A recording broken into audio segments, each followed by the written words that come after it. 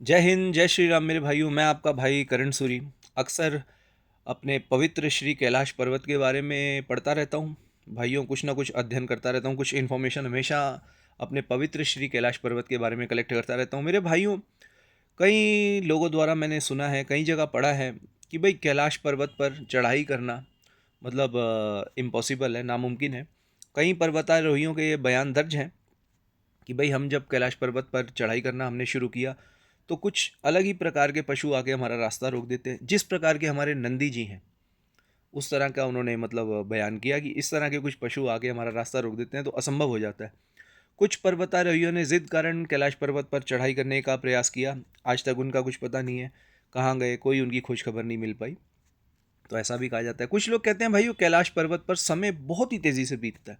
दिन रात का आपको मतलब अनुभव भी नहीं होता कि कैसे समय इतनी तेज़ी से बीतता है। कुछ लोग कहते हैं कि वहाँ पे नाखून और बाल बहुत तेज़ी से बढ़ने लग जाते हैं, पवित्र कैलाश पर्वत का जो स्थान है। तो ऐसा भी बहुत से लोग कहते हैं। कुछ बड़े बड़े वैज्ञानिकों का ये भी दावा है कि कैलाश पर्वत की जो संरचना है वो एक पिरामिड नुमा आकार है और वो प्राकृतिक नहीं है। ऐसा लगता है कि उसको किसी ने बनाया गया। और उनका यह भी दावा है कि कैलाश पर्वत अंदर से कुछ खोखला है और इसके अंदर कुछ अलग ही दुनिया चल रही है, रहस्यमयी दुनिया है इसके अंदर, कि कैलाश पर्वत के अंदर कुछ अलग सी दुनिया चल रही है। तो ऐसा भी दावा किया हुआ है कई सारे बड़े बड़े वैज्ञानिकों ने। कुछ वैज्ञानिक कहते हैं कि भाई कैलाश पर्वत धरती की धुरी है, एक्सिस मुंडी जिसे कहा जाता है। तो धरती का जो संतुलन, मतलब कहते हैं धरती टिकी ही कैलाश पर्वत के ऊपर हुई है। ऐसा भी दावा किया गया है। कैलाश पर्वत पर भाइयों आज तक किसी के चढ़ाई करने का कोई मतलब सबूत नहीं मिला। एक मिलारेपा तिब्बती महान धर्मगुरु रहे हैं एक ज़माने में, बहुत प्राचीन काल में। उनके बारे में कहा जाता है कि हाँ, एकमात्र वही व्यक्ति हैं जो कैलाश पर्वत के शिखर पर जा चुके हैं। और वैसे भाइयों, महापुरुष भगवान श्री ये गुरु नानक देव जी कैलाश पर्वत पर गए थे।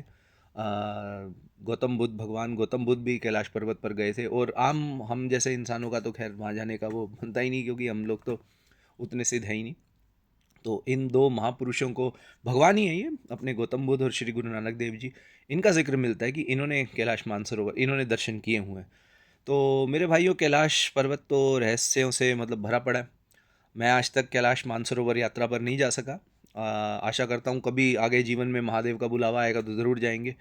और मेरे भाइयों, अगर आप लोगों के पास भी कैलाश पर्वत के बारे में कोई महत्वपूर्ण जानकारी हो तो मुझे ज़रूर बताएं नीचे कमेंट के माध्यम से। आशा करता हूँ वीडियो मेरे समस्त सनातनी भाइयों को बेहद पसंद आई होगी। जय हिंद, जय श्री राम मेरे भाइयों। हर हर महादेव।